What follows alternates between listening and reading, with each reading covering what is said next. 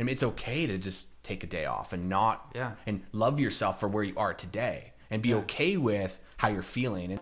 The Very Best Life podcast, how to go from nothing to everything and live your best life.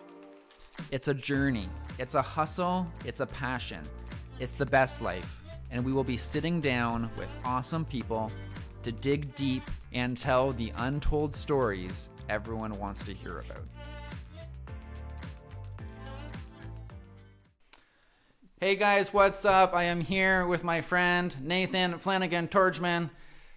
We've known each other a long time. We got into real estate at the same time. Were you 2011? 2011, 2012, yeah. Yeah, 2011. And okay, that's amazing. So we've known each other for a long time. You've had an amazing journey. Thanks for being on Your Very Best Life podcast. I feel like you're someone who really taps into that, you know? Like even just the vibe, you know, you're upbeat, you're positive, you're pushing forward, fun, work hard, have fun. That's what I always say. And I think you really embody that well. Thanks for being on. Yeah, man. Thanks for having me. I'm really excited to have this conversation. Yeah. So I would say, tell us a little bit about yourself, but like, let's just maybe dig into your journey. Yeah. But we met in 2011, way back when. You're born and raised in Kitchener, Ontario. Yep. Grew up in the Forsyths area. Went to Forsyths. Go Trojans! You know. Yeah. So that's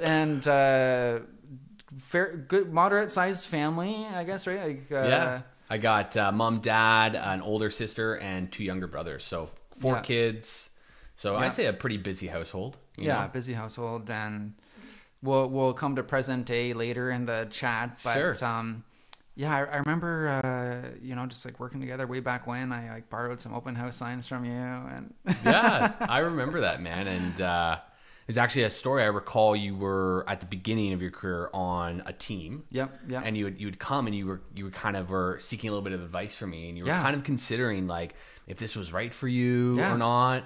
And I remember having this conversation with you and just telling you, dude, like you can do it, and I'd given you a little bit of advice in terms of what worked for me, and you seemed to like take it well. And then all I recall is that you went on your own and became this like top agent and was just like taking it by storm. So I was like, damn, like I'm so happy you decided to give it one more shot and like lean into it more because look at you now, man. Yeah. So my business really exploded when I made it my own, right? Yeah. Like, and because people wanted to work with, people work with the people they work with because they like them, they know them, they trust them. And so I just tapped more into that. And then, for me, longer in the business, I kind of got to know who I work well with and just kind of that branding. But your career took off super quick, like in the top of the top for career launching. Yeah. Rocking and rolling, right? but that's, you're just good at that kind of stuff, right? Like, like your mom would say, oh yeah, he's just, maybe she'd say like I'm hearing her say it like a gabbermouth or something. I don't know what she said, but like you talk, like you're a good talker. Yeah. People feel comfortable and you're friendly and you talk and it brings you good things. Yeah, I guess so, man. I mean, to be honest, like I feel like ignorance was almost a blessing at the beginning for me because I was 18. Yep. I had no idea what I was doing. And fortunately, I just had, great mentorship at Keller Williams. And I just did what I was told.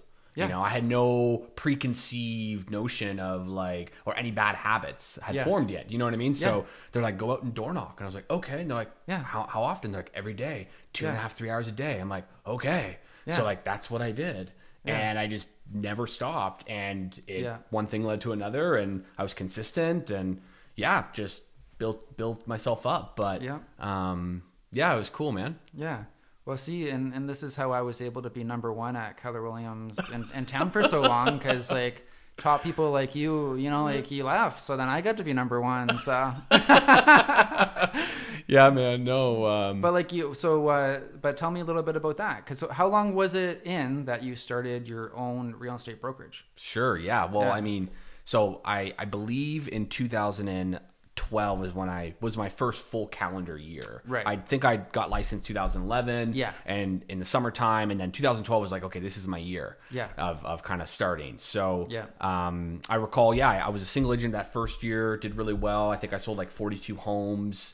And then from there, I joined up with another gentleman in the office, and we kind of ran this like duo team for a hot minute. Good old days. Yeah, the good old days. Yeah. And then that lasted like a year and a half, and I decided to start my own real estate team called Flanagan Homes.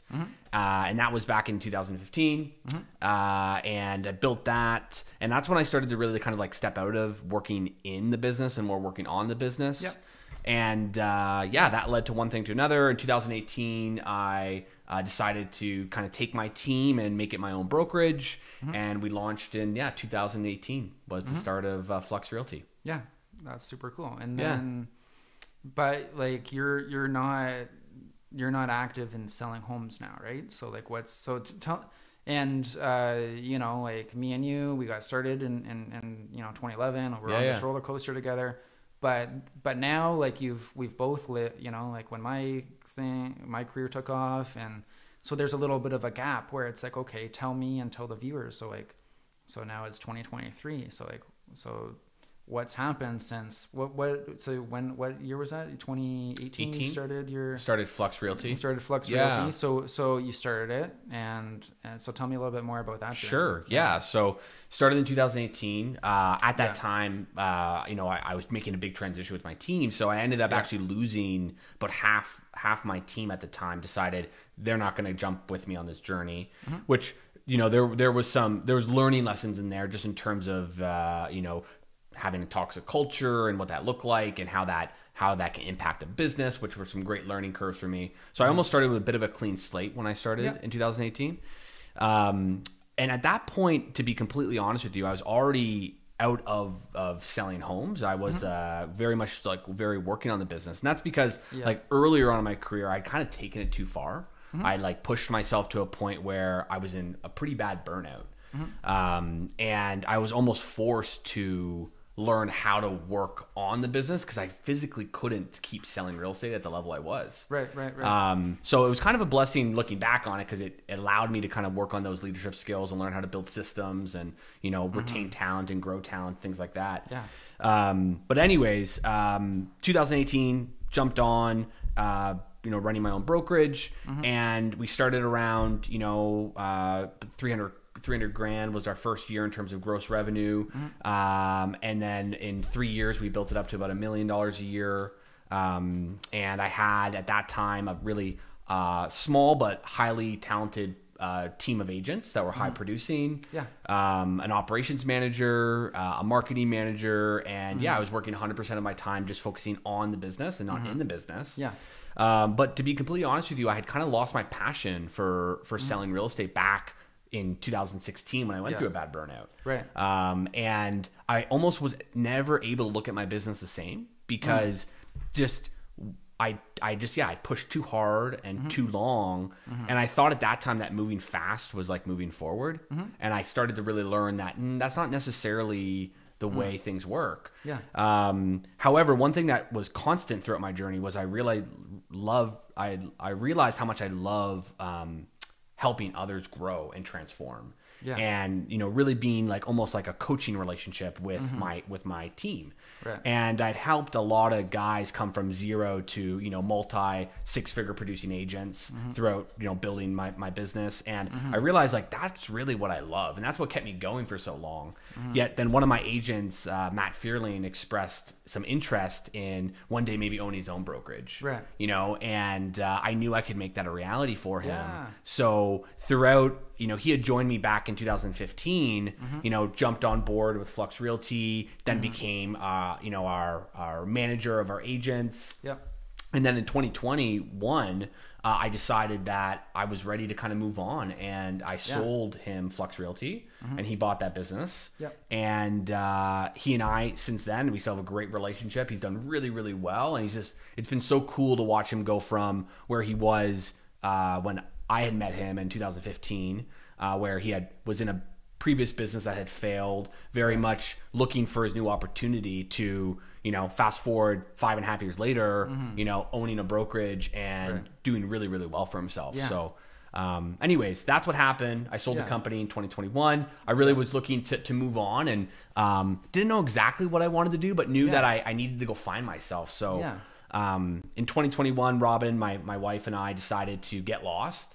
Oh, and just pause button really quick, because before we jump there, I just want to ask you, so why did you start your own brokerage? Because you had a great thing going on. So I did. Like, why did I start my own brokerage? Well, to be honest with you, it was I was feeling quite unfulfilled, and I knew that something had to change. And at that time, one of my mentors was saying, I think it's because you've kind of hit a ceiling where you are, and you need to kind of go do your own thing.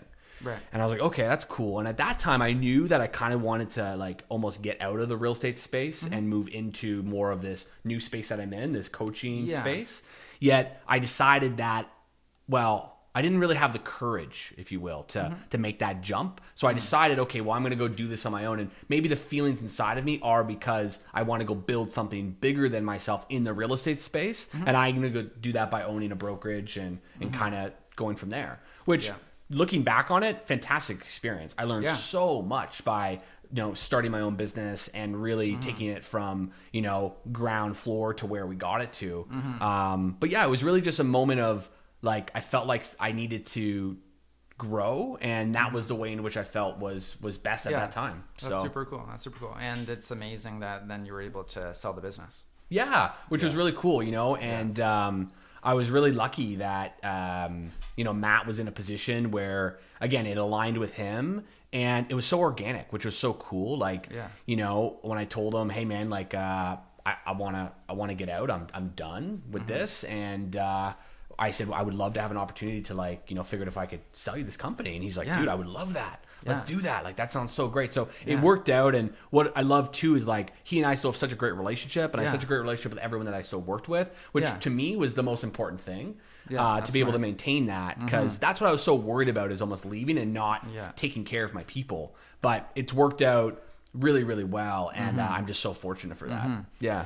Okay, so now we can jump back to because I'm excited to hear about this, but I wanted to wrap that up before jumping. So I love it. So 2021, like what, January? You and Robin, what month was it? Yeah, it was January. We decided. So I'd sold the company, and we're like, let's get lost. Like, you went to Vegas? No, I'm just joking. No, we didn't go to Vegas. We went to Costa Rica. It was like height of pandemic. We're like, let's screw this. Let's get out of here. Right. So we booked a one-way ticket to Costa Rica. And this is what people want to hear about. I think there's a lot of people out here that want to book a one-way ticket. Yeah, dude. I mean, I would highly recommend it. So we booked one-way ticket to Costa Rica, and like 60 days in, you know, we had traveled to a few different places. We ended up in this 250-hour YTT, which is a yoga teacher training certification. Oh, no way. Okay, so we're literally in Puerto Viejo, which is on like the east side in the rainforest, living in a jungle house, doing this 250-hour YTT. And like, it was intense, dude. It was like every day, 6 a.m. wake up, 2-hour morning practice. And then yoga is supposed to be relaxing. It was crazy. And then, like, you know, all day, and it was such an incredible experience. It was a whole month long, and like, that was the first time, Brian, that I felt like I was truly following my heart. And I had gotten to a place where I was really connecting more with like my body, my mind, and my soul, and like realizing things that I hadn't really kind of like allowed myself to become aware of and accept who I was. And that was a really cool experience that kind of, you know, led me to this idea of leading with my heart instead of my head, and just kind of going down a path that, I was uncertain of where it was going to take me, but I decided at that moment that I was going to trust that and see where it became. And one thing I'll mention was so cool about that YTT is that's where we conceived our son. Was during that. So out there, just be careful of nasal breathing. Okay. It can lead to things. Yeah, there you go. But it was kind of cool that we, you know, ended up conceiving our sons. So that's exciting. Yeah. And so, how old is your son now? He's 15 months on the 6th. 15 months. 15 months. That's so cool. Yeah, man. Yeah. being a dad is the best thing in the world. Yeah, I know. I wanted to talk to you about that, right? Yeah. So, live your dad life. That can be another brand that I do. I love that. Yeah, I would totally want life. That like sweater and hat. Like dad life. Exactly. I'm all about branding the dad life. Yeah, live your dad life. When my daughter Maria was born, so like almost 9 years ago now in April, but like people don't talk about it. Like I felt like, like the scene in The Grinch where his heart grew like 10 sizes. Like when she was born, that's what I felt like happened, right? Yeah. Where it's like, no one talks really about that. It epically changes you as a person. And it's crazy because you can't really describe it or explain it. It's just this thing that happens. Yeah. So now you're living the dad life, and that's a whole nother thing too, where you're finding, this balance, and kind of like I always try to take a holistic approach, right? But now, like you're starting this new business and living the dad life, but maybe if you want to tell us a little bit, cause there's almost a theme in your life where it's like courage, 18. Okay. I had the courage to do what I'm told and become an epic real estate agent. And then you had the courage to start your real estate brokerage. You had the courage to sell it and move to the jungle. Yeah. Most people would be like even when I became a real estate agent, my parents were like, no, like, well, maybe not, like, get a 9 to 5. It's you get a paycheck, like, and, you can't blame parents for wanting their kids to have something, stable. But I guess kind of side note too. Well, actually kind of being an entrepreneur is almost more stable. I think so. Because I have hundreds and thousands of clients. And if I lose one, I still have a bunch others. Yeah. No one, so where if you work at Manulife and you get fired, you have one job, you lost your one job. Now you have, here's some math, 0 job. Right? 100%, man. I know that's kind of a side note, but kind of the theme of this is, living your very best life. And I know there's a lot of people out there that are working the 9 to 5, and some like it a lot, and it's good for them. And a lot don't. A lot don't like it. Yeah. We've kind of seen a lot of people through this pandemic and stuff, like maybe wanting to do what you did. Say, peace out, y'all. I'm going to Costa Rica. What's up? Like living your best life. Yeah. A lot of people have gone out east and cashed out, but like I get you had a house here still. Yes. You didn't sell it. No. That's a smart move. Yeah, I kept my house. Well, we had known, like, I wasn't wanting to leave. Kitchener-Waterloo. Like, I knew, Terminator style, I'll be back. Yeah. I knew, like, we kept our house. We didn't rent it out. Like, I knew, like, So, we were really, to be honest, we were only looking to, like, we had booked 60 days to in Costa Rica. And then at that time, that's when... Feels like you were there forever. We were there for about 6 months. So what happened was like, after 60 days or closer to that time, the government came out and the federal government said, we're shutting down all flights. So we had a decision to make of like, oh, do we fly back home now or do we stay? Right. And we're kind of like, we're staying. And then one thing led to another, right? But going back to what you talked about, like this theme of courage, now that you say that, I reflect on it and I do see that because to be honest, like everyone thought I was crazy when I was 18 going to say screw university and get into real estate. Like everyone thought I was crazy. And then everyone thought I was crazy when I sold my really successful real estate brokerage. They're like, dude, like, are you crazy? And I was like, this is like what I need to do. You know what I mean? So I and even when I went to Costa Rica, people thought I was crazy too. So I mean, I think that's part of it is that you have to really just embody and have trust in who you are instead of trying to validate it through others. It's like, no, like learn. You have to kind of have this relationship with yourself where you can understand who you are and what's important to you. And regardless of how that makes other people feel, you need to decide whether or not you're going to follow that inside of you. And that's what I think allows you to kind of go back to this best life idea is like, it's like understanding your authentic self, but then acting on it through your actions. Yeah. Right. And when you get those two things in alignment, you know, who you are and acting on it, that's when things start to really become magical for you. And you start to live this life of the best, right? Yeah. A lot of people don't have the courage. Yeah. And I get it. Like courage is something that it's, like it takes heart, right? Like courage, I think the French word for heart is like, I think it's core or courage or something like that. Like it comes from the word courage, and it's like you have to lead with the heart, right? And the thing is we all have this voice in our head, right? And it's there to try and protect us, yet it does so by trying to keep us comfortable. Right? It goes, whoa, no, don't, are you crazy? Don't do this, yada, yada. Yeah. And the idea is how can you start to allow that to be without necessarily fighting it or listening to it in your head, and tap into what is it that your heart wants? What is it that your higher self wants?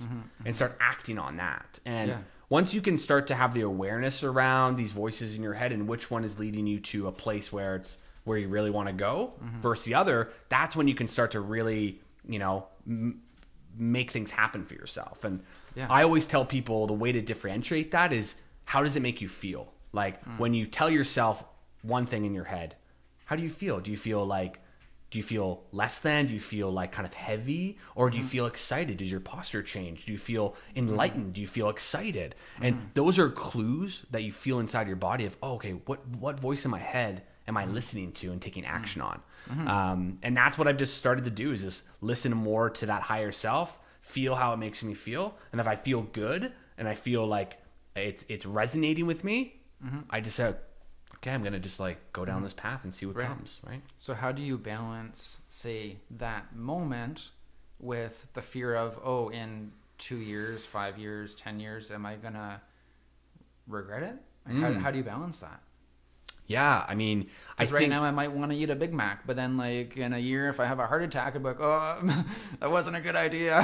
Sure. Not that you're doing unhealthy decisions, but how do you balance it? Because I think that's something people struggle with. Yeah, for sure. And I mean, I think that kind of comes down to this idea of really what voice are you listening to? Because I feel as though self-sabotaging is one of the key elements of this voice in the head, right? And like, I call it the gremlin. Okay, that's how I kind of like personifies this gremlin. Yeah. It's very self-sabotaging, and typically it will lead to self-sabotaging things like, eating poorly, or trying to avoid exercise, or escaping through drinking, or, all these things that we know aren't good for us. So, but when you tap into this higher self, it truly wants love for you, and it wants you to have the best things for you. So you start to actually let go of these things that are negative, or let's call them, self-sabotaging, and you start to tap into these activities or things that are actually much better for you. And a lot of times that might be slowing down. Actually, for me, it was learning to slow down. Yeah. So it's kind of the opposite of what maybe people think. Yeah, I like but like for me, it was like, oh, if I don't get up and go to the gym this morning, I'm a failure. But then when I listen to my higher self, it's like, well, no, maybe you just need to sleep more. And it's okay to just take a day off and and love yourself for where you are today, and be okay with how you're feeling instead of trying to escape it. Yeah, I think we're often cruel to ourselves. Yeah, so like this idea of balance is, when you listen to that, it might recommend balance if that's what you're yearning for, or that's what you're in need of. So to your point, like, how do you balance it? I think it naturally does that by simply just listening to it. That it's going to lead you to a place of fulfillment, which in my opinion is this idea of having a more holistic approach to life. I like that. So I want to talk more about, kind of continuing on the journey, but before we go there, kind of talking about courage, before we started recording, we were talking, because your family owns a dance studio. My mom, yes. Yeah, your mom. Yep. What's the name of it? Give it a shout out. Yeah, Confidence is the name of the studio. She owned it for 27 years. Yeah. She actually sold it in the pandemic. Okay. As she was at the point of retirement. It was always her plan to sell it around the 25-year mark, and then just happened to be this pandemic thing happened. Yeah. But either way, she has sold the company to another founder who is keeping the name and building it in her own way, which is wonderful. Yeah, but that's sweet. it was an awesome studio. I grew up there my whole life. Yeah. And we were just chatting about, on your Instagram the other day, you had a photo of Justin Bieber's grandparents' house that you had showed to clients. Yeah. And it's funny because like Justin Bieber actually went to our dance studio for a little bit, and I used to be in a breakdancing class with him. Yeah. And it was so funny because we were all young, like we were all like, pre-teens, right? Yeah. And he used to come in with this conviction and be like, one day I'm going to be a star. And we're all like, bro, like, come on. Like, you know, like we, you know, like, just like, we're here to dance. Like, you know, we don't need to hear this. He would sing for us and all this stuff. And sure enough, like a couple years later, you know, we hear this song on the radio and then we all know the story from there. But it's just so funny how, I guess, like, it all happened. And I was a little bit of part of that journey of confidence with him, which was cool. Oh, that's cool. Yeah. After your podcast episode, he'll be our next guest. That'd be sweet, dude. You know what? Lady Gaga, she had that same conviction. She said she always knew she was going to be a star. Yeah. So there's something to that, right? Where people have that deep conviction. But I think where the magic happens is where people take action on it. 100%. Right? Like, if he was sitting on the couch being like, oh, I'm going to be an NHL player, but you're sitting on the couch, bro, like, how about do some skating? You know what I mean? Like, so I think taking the action. 100%. That's kind of have confidence, take the action. So but that's a super cool story. Yeah. It's like, I always say it's this idea of like, once you have intention and you have action and you put those together, the universe will support you and things will just show up. Yeah. You know, it's both those pieces of the pie, but they're equally important to making it a reality, right? That's super cool. And so, so it's 2021. And so you and Robin get back when? In June, July of 2021. She was just finished her first trimester. So we actually had like gone to the hospital in Costa Rica. Okay. You know, saw the heart, the X-ray with the heartbeat or the ultrasound story. Yeah, that's the most exciting. Yeah. That first ultrasound. Yeah. It's like, oh my goodness. Like, this is real. This is it. This is legit. I know. So we ended up like staying actually at the retreat center that we were at for a couple months after the yoga training, and just you know, we felt comfortable there. So we ended our trip there. Got back home, and I kind of started to kind of follow this path of like, I'm just going to follow my heart. And I ended up working with a company, a startup called Terra.do, which it helps people transition their work into the climate space. And I was, you know, intrigued with this idea of like getting the climate and maybe having my impact in that regard. So I did that, and I ended up taking a course through them and then running an incubator program for them to help, you know, people who had business ideas start to kind of get some traction and, you know, get some mentorship. And I ran that incubator program through the fall of 2021. Yeah. Lenny, my son, was born in December of 2021. And at that time, I knew like I wanted to go build another business, but I was like, I just don't think right now is the time, because I'm, you know, my first child's being born. And I kind of reflected back, and like my only goal I ever had, Brian, when I got into real estate was by the time I was 30, I wanted to be independently wealthy enough that I could have a family. And I had realized that I was in that point in my life, and I was like, to go back right now doesn't feel like, it feels like that idea of like, I'm just trying to move fast instead of moving forward. And I started to kind of realize that, no, what I need right now is just to be present and be a stay-at-home dad.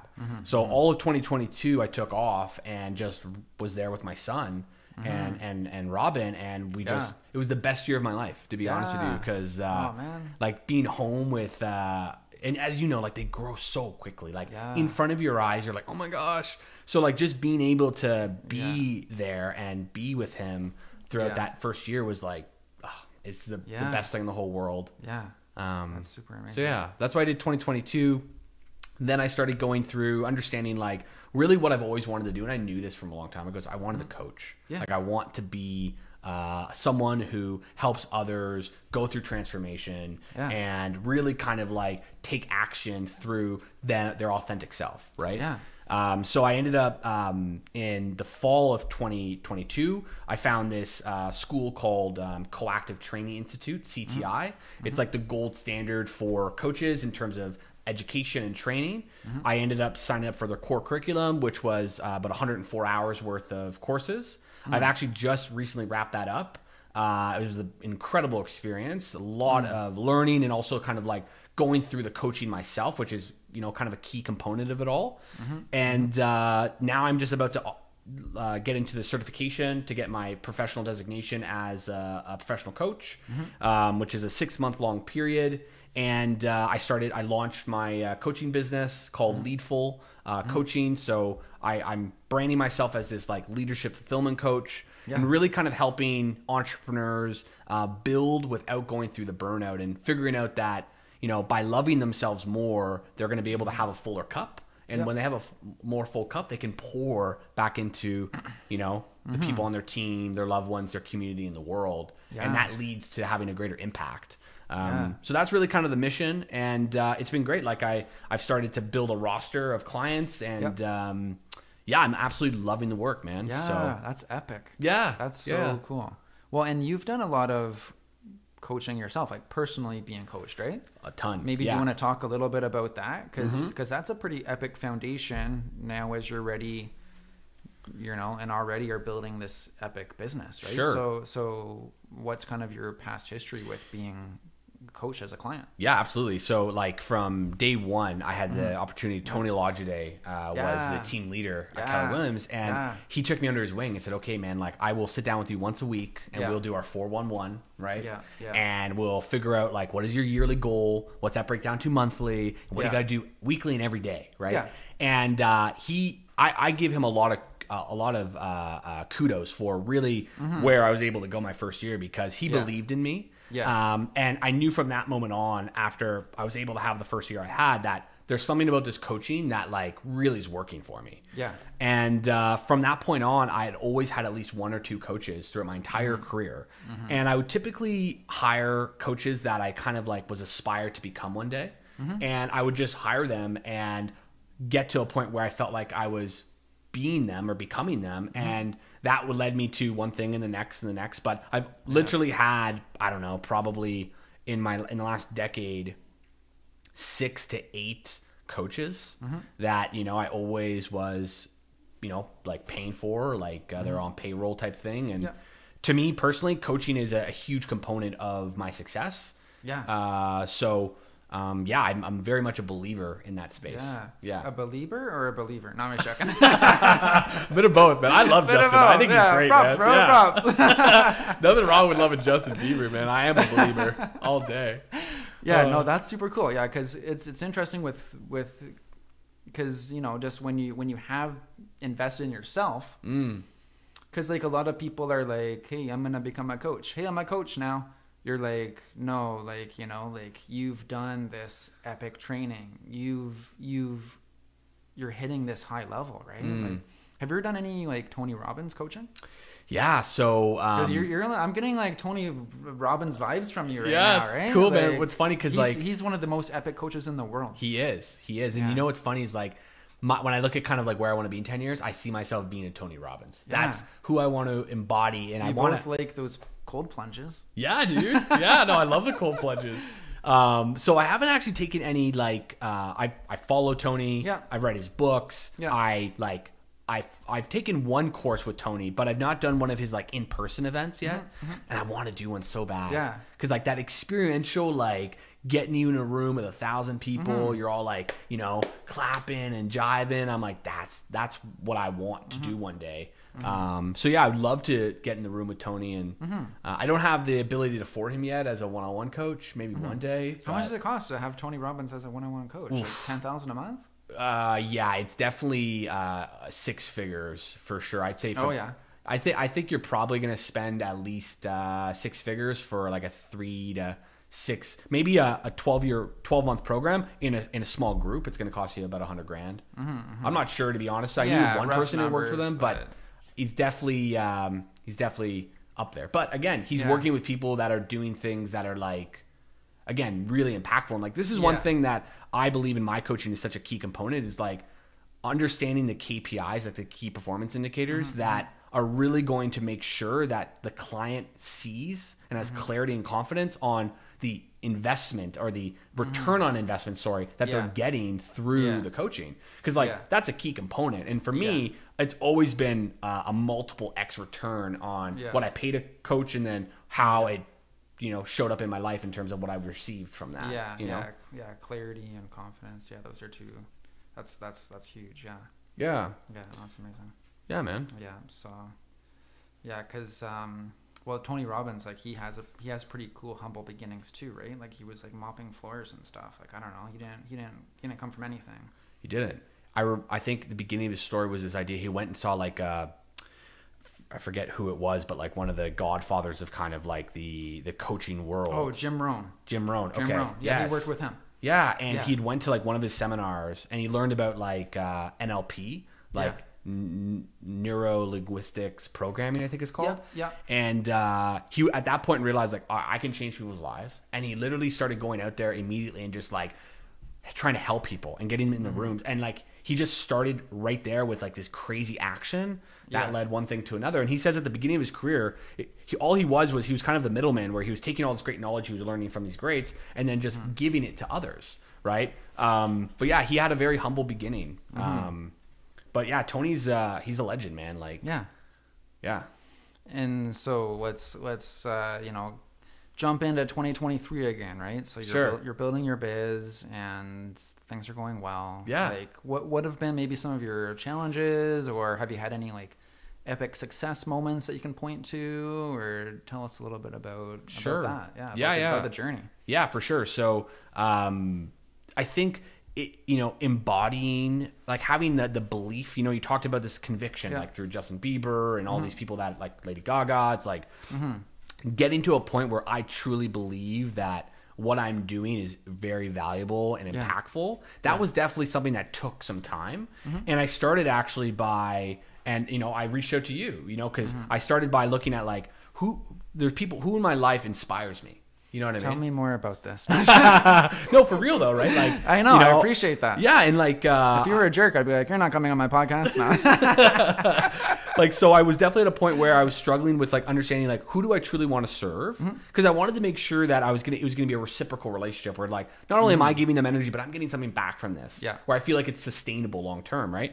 So one of the coaches I'd been working with said like reach out to all the people you're inspired by, and not even knowing what necessarily like where that's going to lead, but just reach out to them and say you're going to offer them a free, powerful conversation and just start to understand what it is. And from that, that allowed me to like build this like ideal avatar of, understanding after I did like 10, 20 of these calls, like the ones that really inspired me, what were the commonalities in their values? What were the commonalities in the problems they were going through? And where do I feel their transformation was going? And by looking at those three things, I started to understand my offer and whom I'm meant to serve, in the sense of like, if I can work with these people, I'm going to be fired up. Therefore, if I'm fired up, I'm going to fire them up. Yeah. And it's going to be this beautiful relationship. So that was a struggle for sure at the beginning, but it's now gotten to a point where I know who I'm meant to serve. And now just, voicing that. And my like Robin, she's a marketing guru, so I'm fortunate to have her. We're in business together on this business, and we've put together our website called Leadful, so leadfulcoaching.com. And I'm very fortunate for her. It's looking, I'm liking the look of the website, and we're getting lots of positive feedback and support. So yeah, it's been really cool, man. Like one step at a time. But I guess the hardest thing for me is like not remembering to not necessarily that moving fast is moving forward. So it's like slowing down to be able to make sure that the decisions I'm making are really going to be the most impactful in the way that, again, are going to serve me and serve others, right? Well, and you've kind of figured out who your ideal person is pretty quickly, because I know for me in real estate, it took me probably 5 years to figure out who my ideal client is. Sure. Like 5 years, man. But that's why my slogan is like only the best for you and your family, because I realize, okay, families are kind of who I work with, and like babies are being born, new jobs, like things are happening, like they're busy people. Yeah, they don't want to waste time. Like I don't want to waste time. Like it's kind of a good fit, right? But so you figured out pretty quickly about your ideal client. But so who are these people?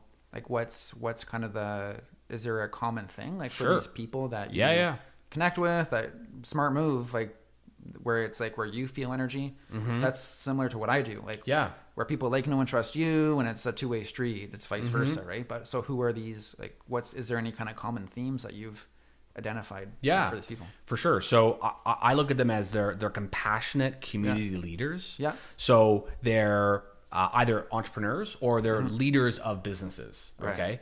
And they got into business because they wanted to do what they love. And they're running successful businesses. However, what they're starting to realize is that they're starting to feel like a little bit of burnout. They're starting to feel like every time they try and step away from the office, their mind's running 24/7. They can't be present and have deep relationships with the people that they love. They're maybe starting to notice some unhealthy habits that are happening in their life and taking care of themselves. And, they're really good at giving love, but they're not, they struggle with receiving it.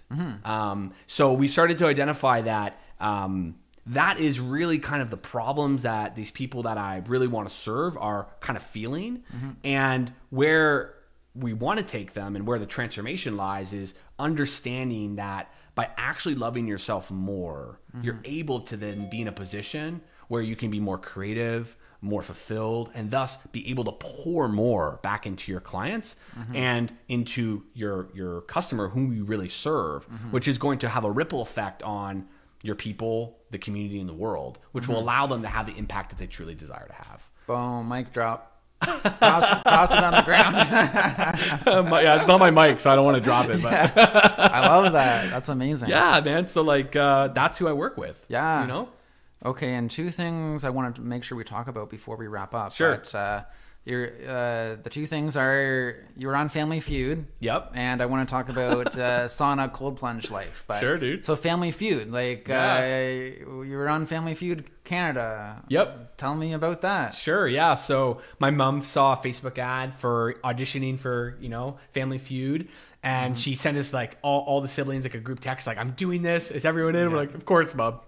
We're all mama's boys. So anything mom says we're doing it.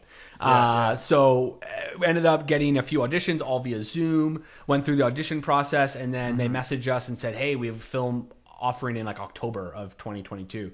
So we went down and we filmed at the CBC office right downtown Toronto. We filmed. It was awesome. It was a cool experience. They branded us as a dancing family because obviously my mom owned the dance studio, but all of us danced growing up. Yeah. So we had a little dance battle and a little dance theme, and it was a lot of fun, man. Yeah, you guys, I saw a few clips. You guys had some good moves. Yeah. No one else can do that. So it was good for sure. Yeah. But yeah, it was funny because I was at the bank. I was going grocery shopping yesterday, and I had to stop at the bank, and one of the tellers was like, "Good job on Family Feud." I'm like, "Oh, thanks!"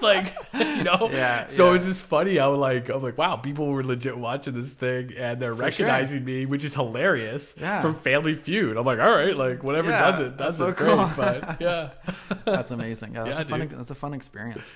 It was a lot of fun. And so you've recently gotten into, tell me about the the cold plunge and sauna, because people are really into that these days, right? So I know people are going to want to hear about that. Sure, absolutely. So tell me more. So KW Sauna, it's a spot in town, and they were looking to bring more people into the kind of hot and cold exposure. And they realized that having a guided session would be a great way to bring people in who've never tried it before to kind of dip their toe into it literally and figuratively, right? I like that. So they hired a good friend of mine that she has always done parties where she has a big cold plunge, and I was always game. I was like, I'm always into that, let's do it. So she knew that Nate likes to get in the cold, and I've been practicing cold exposure for a couple years, and it really worked for me. It was a really great way to kind of shift my mindset. And so she was like, Nate, do you want to be a guide? I was like, sure, that'd be a lot of fun. And so now we offer guided sessions at KW Sauna. I teach Saturdays at 10:30. It's an hour and 15 minutes long. We get you into the heat. We get you into the sauna, do a little bit of breath work, a little meditation, and then we get into the cold barrel. And the idea is to get you in there for about 2 minutes and 20 seconds minimum. Right. So you're literally it's 8 degrees. So it's not freezing cold, but it's still really cold. Yeah. And people love the experience, and for me, I think there's a lot of physical benefits of cold exposure and hot exposure, but for me, what I love the most and the practice is this idea of being in a controlled, stressful environment. And when you're in a stressful environment that's controlled, you're learning how to stay grounded, stay focused in stress. And I think it's a great exercise for life. Yeah. You know, so that's really what I love about it. Yeah. And I'm excited to announce actually on March 26th, I'll be doing my first, what we're going to be calling the Leaders Circle, where I'm going to be hosting for local entrepreneurs a place to come in, collaborate and support the community and others through the work that they do in the community. We're going to be leading them through a 2-hour session, through guiding them through the hot and the cold, and really being a place where they can kind of fill up their own cup again. So stay tuned for that. My dog Shiloh wants to be our next guest, apparently. So. She's like, Dad, I'm hungry. I'm ready for some lunch. I know, right? But that's pretty much KW Sauna, man. That sounds super amazing. Yeah. So, yeah. Everyone's getting into that. Like the health benefits are crazy amazing. They are. Yeah. Like for me, like one of them, if you struggle with sleeping, dude, like it will put you to sleep. Yeah. You know, inflammation, I find like if you had a hard workout and you go do an ice bath, the next day your recovery time is significantly improved. And you feel it in your body. You're like, wow, I'm way less sore than I typically would be after that kind of workout. Yeah. Immune system. And honestly, like you're shifting your body state to shift your mindset. That's really what's happening in the moment. Cause like after you get out of the ice plunge, everyone's like, whoa. And it's this like natural high. And it just like, it's sometimes the easiest way to just like get out of a funk. And a lot of times we think of like, oh, I'm going to try and change my mindset. No, change your posture, your body, and through posture, through hot and cold exposure, through going through a run, doing some jumping jacks, anything, and watch how quickly that changes your mindset, right? So that's kind of what we're playing on through that experience. But that's super amazing. Yeah, man. I'm going to get more into that. Yeah, you should come out to a class. I should. Yeah, come out to the Leader Circle. Yeah, that'd be a good way to kind of meet with the community. Yeah, that'd be a good fit. Yeah, absolutely. Oh, and yeah, so there is one more thing I wanted to make sure that we talk about, and it's just because it's interesting.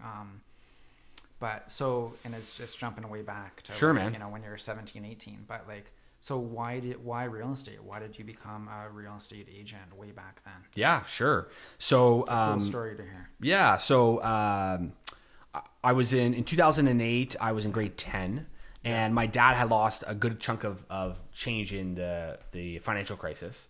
And at that time, he wasn't controlling his own investments, and he decided at that point that he was going to learn how to be his own investor. And he started looking for different options and came across real estate investing. Yeah. And I was always intrigued to kind of follow my dad around. So I asked if I could come to these real estate seminars with him. And we ended up going to one of Jeff Reitzel's, millionaire investor seminars. Yep. And I was so inspired by Jeff and his story and this idea of like being in a place where he could, make wealth to give back and have his time so that he could really do the things that he loved. And I was like, Dad, like, I want to become a realtor. Yeah. Like, I want to figure this out so that I can go and own real estate. Yeah. And my dad was like, hey man, like I was 18 at the time. And he said like, yeah, I think it would be good for you. So Jeff offered me a job at Keller Williams. And at that time, I realized like, oh my gosh, like he's offering me a job.